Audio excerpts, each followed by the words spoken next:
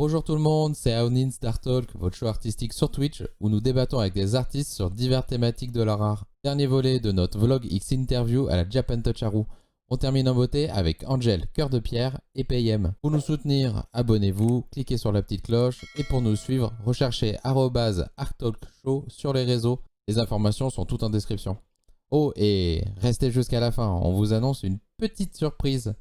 Bonne vidéo à vous et avec l'équipe, on vous fait des bisous. Nous dans notre émission, à la fin de notre émission, quand on finit nos émissions, à la fin de notre émission, quand on invite nos artistes à venir dans l'émission, on leur fait un petit jeu à la fin.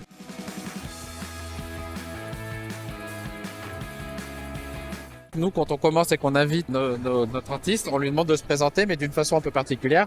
On lui dit de choisir ce qu'il veut dire. Donc ça peut être ce que tu as mangé matin, à midi, ce que tu as fait la semaine dernière, ce que tu veux, ou alors le début de pourquoi tu as commencé ça. C'est vraiment à ton choix. Le début, ça peut être un petit peu long, mais... C'est toi qui choisis ce que tu nous racontes, mais voilà, le but c'est que tu te présentes et que les gens en fait aient un peu le ton de ta personne sur ce que tu vas dire.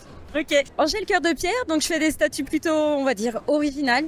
Ça plaît pas forcément à tout le monde, mais quand ça plaît, ça plaît. C'est pas que j'aime pas les nains de jardin, mais c'est pas des nains de jardin pour le coup, c'est des trolls, c'est des fées, c'est des petites choses qui changent un petit peu de l'ordinaire. Alors quand on passe, souvent on a un regard un petit peu stupéfait, donc voilà. On me remarque et c'est peut-être pas plus mal. Sinon, comment ça m'est venu l'idée, c'est pas moi, j'admets tout. C'est mon homme qui a eu l'idée, voilà, qui savait que j'étais très très manuel et je suis quelqu'un de très manuel, j'adore ça.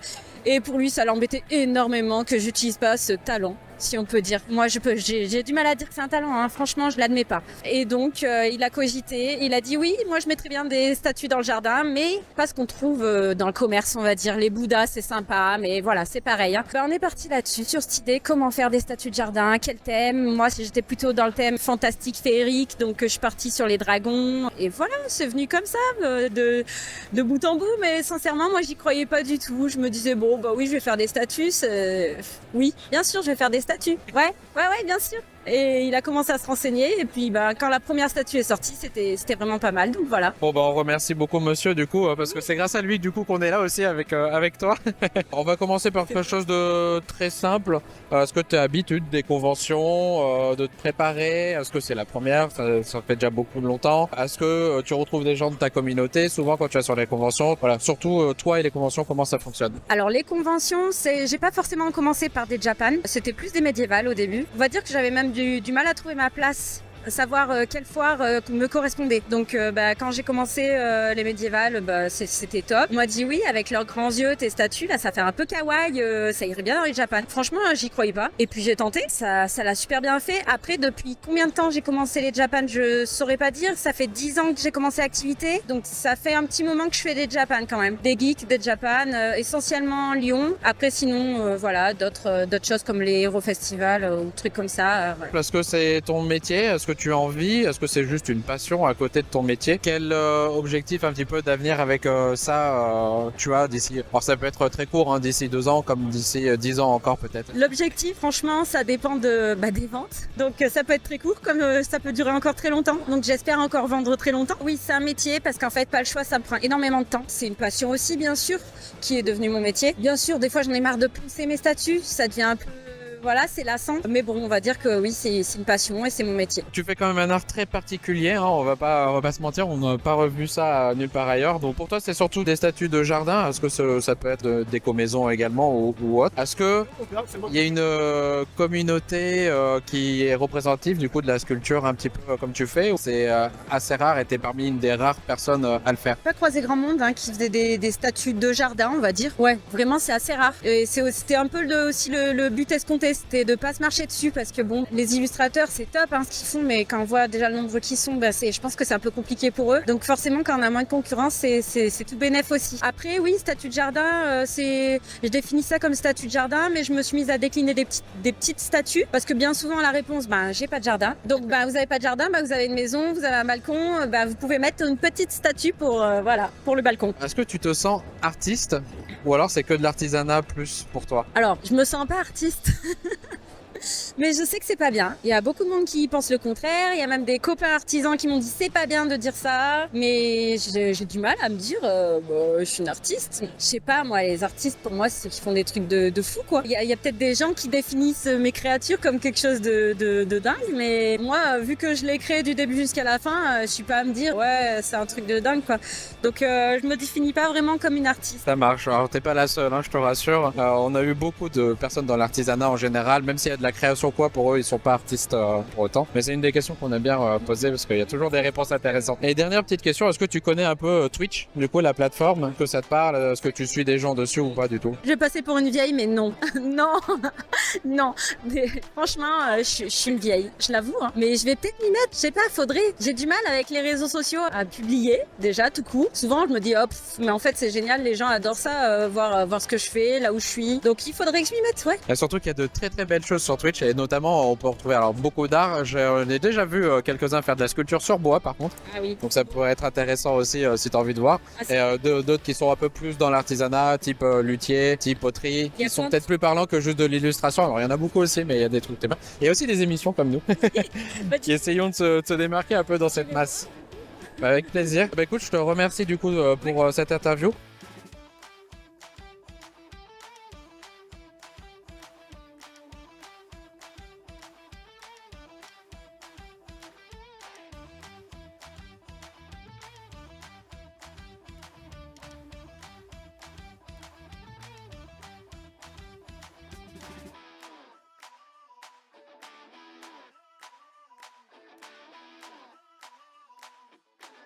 Nous, dans notre émission, quand on la termine, on finit par un petit jeu parce que ça dure toujours 2h30. Alors, on essaye de faire un jeu très simple hein, pour relâcher un peu. Du coup, on a prévu un mini format là de jeu. Est-ce que tu veux le faire? Ah ben, vas-y. Alors, tu connais le Burger Quiz de Alain Chabat?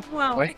Dedans, ils ont fait un jeu où c'est l'un, l'autre ou les deux. Okay. Il faut choisir l'un ou l'autre. Okay. Nous, le thème qu'on a choisi, c'est Mbappé, joueur de football, un canapé ou les deux. Voilà, donc il faudra juste que tu me donnes une des trois réponses à chaque fois. Coûte une fortune. Bah les deux. Oui, bah oui, Mbappé est très cher. Mbappé est bien plus cher que le canapé. Oui, mais il y a des canapés qui peuvent coûter des fortunes. Hein. Il y a sûrement des canapés qui coûtent plus cher que le... On dormirait bien avec. Ah, le canapé. Ouais, après Mbappé, bon, il y en a peut-être qui ont envie, mais... Et chiant à nettoyer. On va dire le canapé s'il est en tissu. Ouais, je suis pas allé vérifier pour Mbappé. N'aime pas être taché. Je sais pas, je le connais pas. Peut-être qu'il aime pas être taché aussi, Mbappé. Hein. Les deux, on va dire. Moi, j'ai mis les deux aussi. Hein. Je pense que personne n'aime être taché, donc je me suis dit, bon, le canapé, bah, c'est chiant, un canapé taché. Et est utilisé par tout le monde. Ah, les deux. Ah ouais, bah, je comprends l'idée. Moi, j'avais mis qu'un canapé, mais c'est vrai qu'il peut passer d'un club à l'autre, donc ouais. Et enfin, rend heureux. Bah, le canapé. Bah, il y a des très fans de foot qui, dès qu'ils voient Mbappé, sont heureux, donc... Nous on a mis les deux, mais j'accepte aussi le canapé. Et bah écoute, c'est tout bon pour nous. Je te remercie. Super.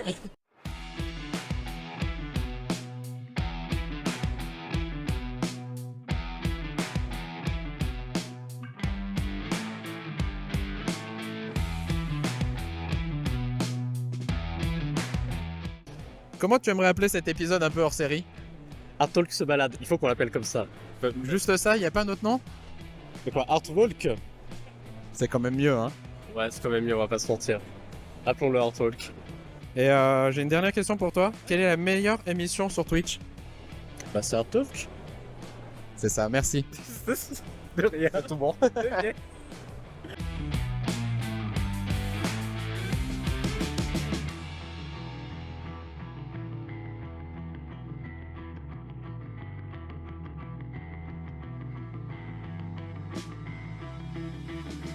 Nous, dans notre émission, quand on reçoit les artistes, on leur demande de se présenter d'une façon un peu originale. C'est de la façon qu'ils souhaitent. C'est-à-dire que tu peux nous raconter ce que tu as mangé ce matin ou à midi, ce que tu as fait hier, ou si tu as eu un petit événement un peu marquant la semaine dernière, dans l'année ou quoi. Tu peux aussi nous raconter du début à aujourd'hui, bébé PM à PM d'aujourd'hui. C'est toi qui choisis vraiment. La façon dont tu te présentes, c'est juste pour que les gens en fait ils aient le ton de ta personnalité et de qui tu es. Donc je te laisse te présenter à ta façon. Alors du coup on va essayer de faire court, mais grosso modo BBPM il dessinait un petit peu quand il était petit, et après on va faire une grande ellipse et jusqu'à hier soir où il a mangé un ramen et c'était vachement bon. Voilà, et aujourd'hui il a Japan Touch pour présenter un petit peu ses travaux et les illustrations qu'il fait d'habitude par exemple sur en live sur Twitch. Alors on va commencer avec une question très simple pour se mettre un peu dans le bain. Est-ce que tu es un peu habitué aux conventions? Est-ce que c'est la première que tu fais? Est-ce que c'est simple du coup pour toi si tu es habitué? Surtout avec ta communauté, est-ce qu'elle est assez présente aussi avec toi sur ces conventions-là? Alors, on commence à être un peu habitué des conventions, ouais, parce qu'on en fait déjà depuis l'année dernière. Mais là, en un an, on en a fait une petite dizaine. Donc, on commence à pas mal essayer d'en faire. Mais bon, on apprend quand même à chaque fois. Tu vois, ici, c'est la première fois qu'on fait. Donc, pour autant, on découvre à chaque fois. Et par contre, c'est très cool parce qu'on a, dans chaque ville où on va, quasiment, on a un petit peu de la communauté qui vient. C'est trop cool de voir des têtes qu'on connaissait pas, mais qu'on les pseudo, peut-être vu, tu vois, sur les réseaux sociaux et tout. Et ça, c'est vachement chouette. Ton univers qui est vraiment très particulier, on voit qu'il y a toujours beaucoup de références ou quoi que ce soit. D'après toi, qu'est-ce qui est le plus important? C'est d'avoir un univers qui va être parlant aux autres ou vraiment un style qui est propre à soi? Quand je parle de ce qui fonctionne le mieux, c'est dans tout, c'est-à-dire en termes de communauté, nombre de personnes ou quoi que ce soit, mais aussi en termes de vente, que ça soit juste sur la convention comme sur l'année entière. Premièrement, c'est sûr que le style, c'est hyper important. Trouver un style qui colle à soi, à ce qu'on aime dire surtout, en fait, c'est super important parce que c'est là où ça va venir développer un univers de manière générale par rapport à tout ce que tu vas créer. C'est ça qui va être super intéressant et où les gens, quand ils vont trouver une référence dans un travail, en trouver la même, un peu identique dans un autre et tout. C'est ça qui va créer ta propre petite mythologie en fait à travers tes dessins. Et après, en termes de, on va dire, par rapport aux ventes, oui, c'est sûr que c'est toujours un peu plus intéressant quand tu vas ramener des choses que les gens connaissent. Mon propre avis, c'est que ça doit être une porte d'entrée pour les gens qui ne connaissent pas ton travail. Comme ça leur donnera peut-être envie de découvrir un peu plus les autres trucs que tu vas faire qui vont être plus personnels. Et là, c'est une bonne porte d'entrée, je trouve. Vu que tu es sur Twitch, les jeux vidéo, ça doit te parler un petit peu. Qu'est-ce que tu penses donc de l'art dans le jeu vidéo, mais sous toutes ses formes? La musique, des concepts artistes, les illustrations, scénarios aussi par les écrivains ou romanciers qui vont travailler derrière. Bah que du bien. Après évidemment ça dépend des jeux, tu peux passer du tout au tout. Mais on va dire, moi je suis pas un gros gamer, mais on va dire les derniers jeux auxquels j'ai joué là c'était Cyberpunk patché, full patché et Hogwarts. Et alors pour le coup Cyberpunk je me suis régalé, la bande son régale, scénario, masterclass. Et pour Hogwarts, un peu déçu par rapport au jeu en lui-même, enfin le gameplay de manière générale. Par contre sinon ouais en termes de graphisme, d'ambiance sonore, de la trame scénaristique ou tout, à chaque fois c'est toujours hyper intéressant. Ça vient vachement moi m'aider dans mon travail, de poser des ambiances. Si je fais un travail dans un univers cyberpunk, c'est très probable que je vais m'écouter la bande son, l'animé ou tu vois des choses en référence. Donc ça va t'aider à aller encore plus loin dans ce que tu fais. Ouais. Est-ce que pour toi c'est mieux d'être seul dans son art ou de participer à une œuvre collective, ou peut-être les deux? Que toi du coup en général t'es seul, ou est-ce que ça t'arrive de faire des feats avec d'autres artistes? Bonne question. Les deux sont hyper intéressants. Faire les choses tout seul, c'est vachement bien pour le respect, la continuité et le fil rouge, ton fil conducteur que tu veux donner dans toutes tes œuvres pour bien maîtriser les choses. D'un autre côté, s'entourer de gens et bosser avec eux, ça peut être une super porte d'entrée justement à des nouvelles collaborations, à multiplier aussi peut-être la visibilité sur tes réseaux sociaux, ce genre de choses. Moi, je pense que ça va être surtout par rapport à ça. Après, c'est compliqué de bosser avec des gens à plusieurs. Ouais. En ce moment, je suis en train d'en faire une sur un projet de NFT avec un copain qui s'appelle Florent. Et pour le coup, ça se passe très bien parce qu'on a bien divisé les tâches. Moi, je m'occupais vraiment des décors, lui des personnages. Et là-dessus, ça marchait très bien parce qu'on était tous les deux très impliqués dans la thématique japonaise et la représentation liée au Japon de manière générale. C'est assez bien passé. Après, à voir si ça se goupille toujours bien. Je sais qu'il faut quand même un peu avoir, tu vois, la même mentalité, la même rigueur et ce genre de choses. C'est toujours intéressant d'essayer de travailler à plusieurs parce que des fois, tu vas beaucoup plus vite et t'as des échanges plus intéressants. Et pour le long terme, c'est plus cool, quoi. Même si tu as déjà un petit peu répondu sur le début, je vais te redemander correctement qu'est-ce que tu connais un peu de Twitch. Si toi, tu stream et où est-ce qu'on peut te retrouver? Qu'est-ce que tu consommes sur Twitch un petit peu comme contenu? Donc sur Twitch, moi je fais du dessin à la tablette graphique dans laquelle je fais, enfin tous mes dessins en fait passent forcément par la case Twitch à un moment ou à un autre, même les projets que je fais pour les clients, donc ça peut être intéressant pour essayer de retrouver un peu la démarche, comment ça se passe avec un client, pour avoir des explications, comment tu négocies ton tarif, tout ça, enfin ce genre de choses. Voilà, j'essaie de présenter au maximum ça et de développer un petit peu mon processus de travail de manière générale. Côté de ça, je regarde, en vrai c'est vachement éclectique ce que je regarde. Aujourd'hui j'ai plus trop le temps de regarder parce que je bosse comme un fou, je regarde autant du jeu vidéo, je vais regarder autant des gros streamers comme les Zerator et compagnie, je vais regarder autant du e-sport. Exactement, ouais, Zilan en ce moment. Je t'avoue, j'ai rien regardé pour le moment. Ça se trouve, c'est ouf ce qui se passe, mais on le saura lundi du coup quand ça sera fini. Un petit peu de e-sport et pas mal de dessins aussi, notamment les chaînes de Fakir, les chaînes de Pommeline aussi qui est juste là-bas, et Kevan aussi également, et Laura, Nogisan. Enfin, en fait, il y en a plein de copains qui sont là. Nini Wanted aussi qui est là, qui stream pas, mais du coup, ouais, trop content de les voir à la Japan Touch. Regardez leurs réseaux sociaux aussi, trop bien leur taf. Trop bien.